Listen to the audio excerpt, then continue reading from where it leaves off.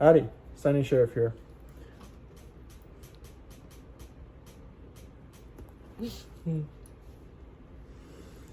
I wanted to make a quick Sacrilegious Sunday video about a topic that I'm not completely sure what I think.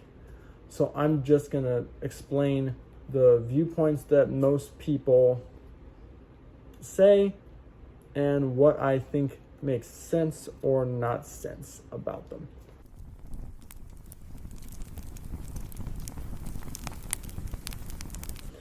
So, most people who are a little bit into Sunday style things will know about Cain and Abel.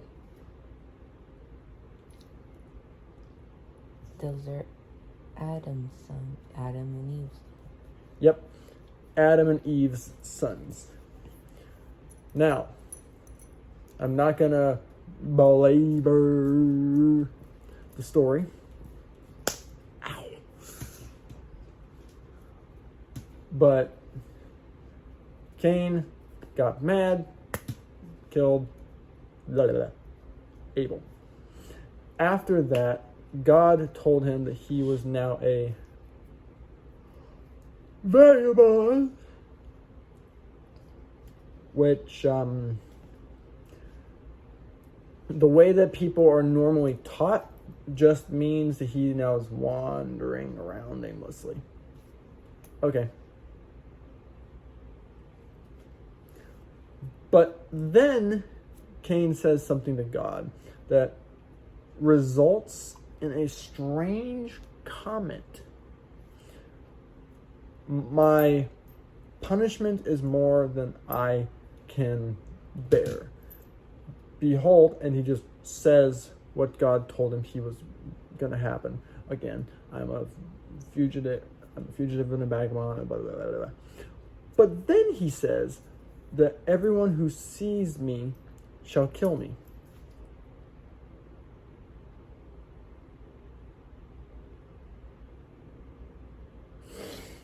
And then God says, I will put a mark on you so that no one will. Okay, two things that immediately popped into my head and I thought was strange from any age, because I've looked at this story again and again and again and again and again over the course of years. So, first thing that I thought was strange. Everyone who sees me shall kill me. How many times do you think you can die? The word choice means that someone who sees me kills me. Zook! Keep walking. Someone who sees me again kills me. Zook! Keep walking. Someone who sees me kills me. Just again and again and again. That's the way it sounds. Which obviously is impossible. What he means... It wouldn't be impossible if that's his punishment. Maybe. Which I think is, again, is impossible. Because a few, I think, 100-ish years later, everyone is killed in the flood. Oh, yeah. So that doesn't seem realistic. Yeah. So God was basically making him the first person on the run. Why that's a big punishment at that time, I'm not completely sure, but okay. Maybe it worked. I don't know. The Bible doesn't say. It says that he has a wife and he has a son later. How that works, I'm not sure. There's a lot of things about this story that don't make any sense. But here's the thing that most people are kind of... Some people... Shut up. Some people think that the mark was like the mark... Sorry, not Mark Ann. Mark of the beast. 666. 666.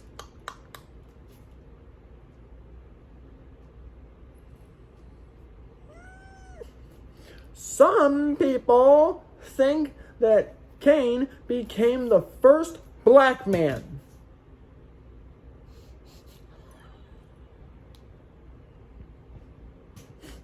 You can see that, right?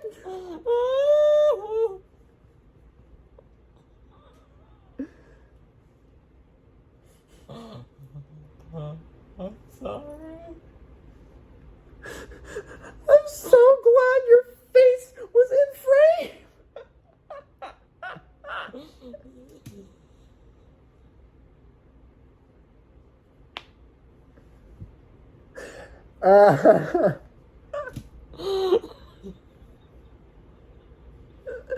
I'm sorry. I'm just thinking about him turning black. Him like turning white from black. So, some of you are probably already aware of what I'm about to say. He's from the Middle East area. Yeah, he is. He's already black. Why would he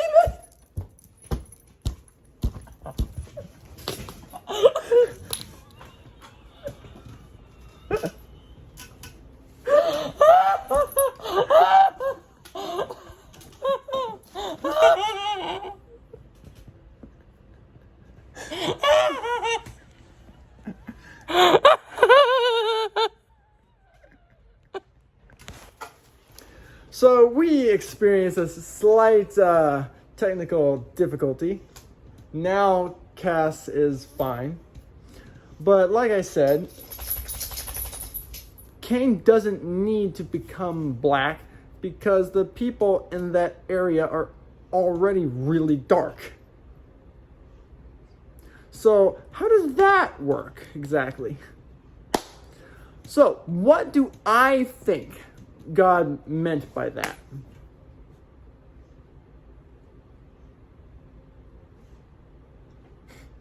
Simple. I think Cain, I said cast by accident. I think that Cain was given the first evil aura. Something that everyone could sense and knew. Stay away. It's the only thing that I think would work every time. Because think about it. What happens if Cain goes for years and years and years and years? And everyone has seen a mark, for example, if he had a mark right there. Some people think that God put a new birthmark on his forehead. Let's say, okay, that's how it worked. What if he had a brand new mark that God only made for him?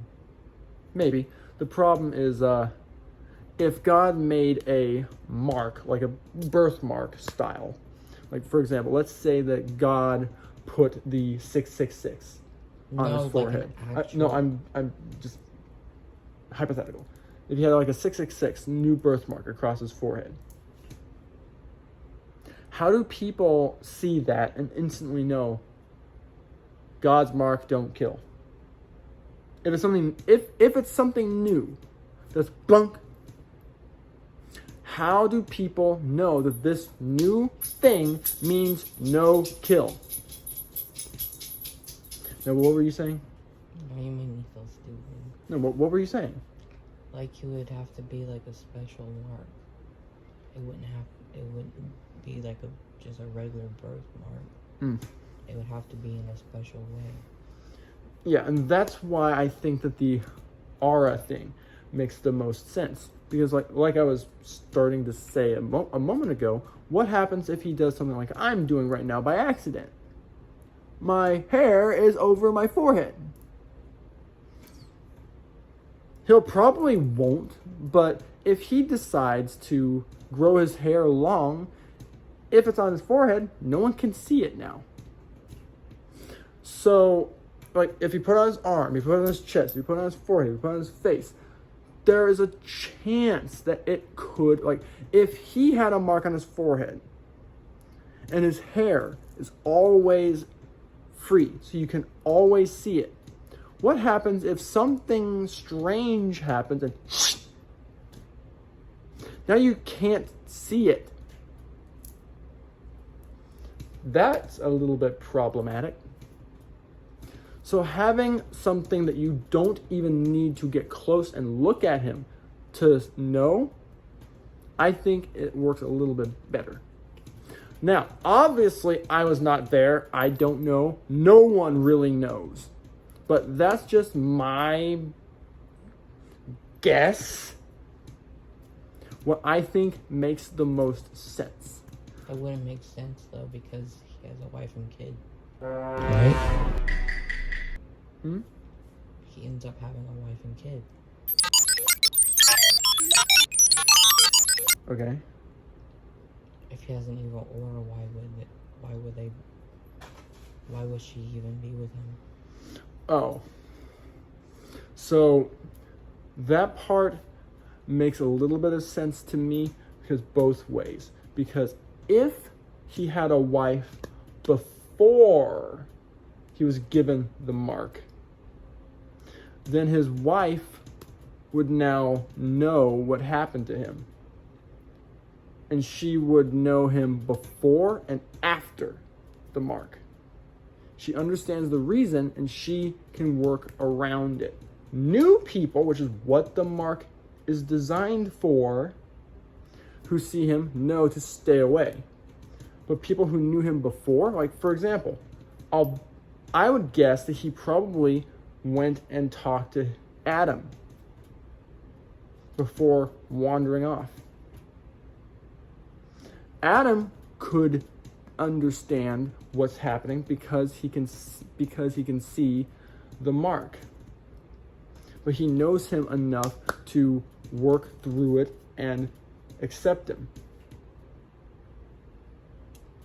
I'm not sure if that happened, but the timing makes me think that if he got the mark and then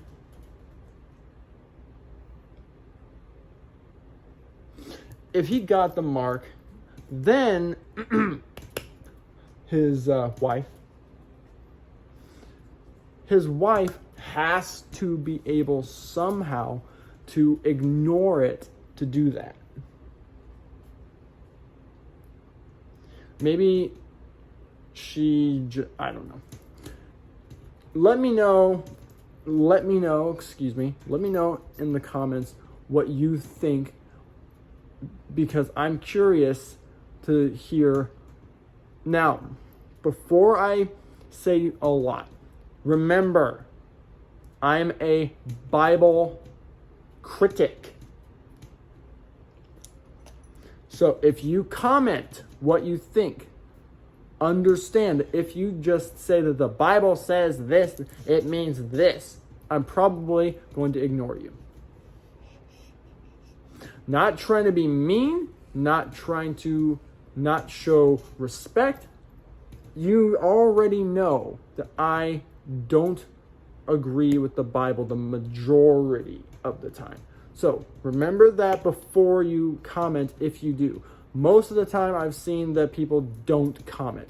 I would really, really, really would enjoy it, would love it, whatever, if people would comment on the videos. Even if you just say funny or weird, just commenting a word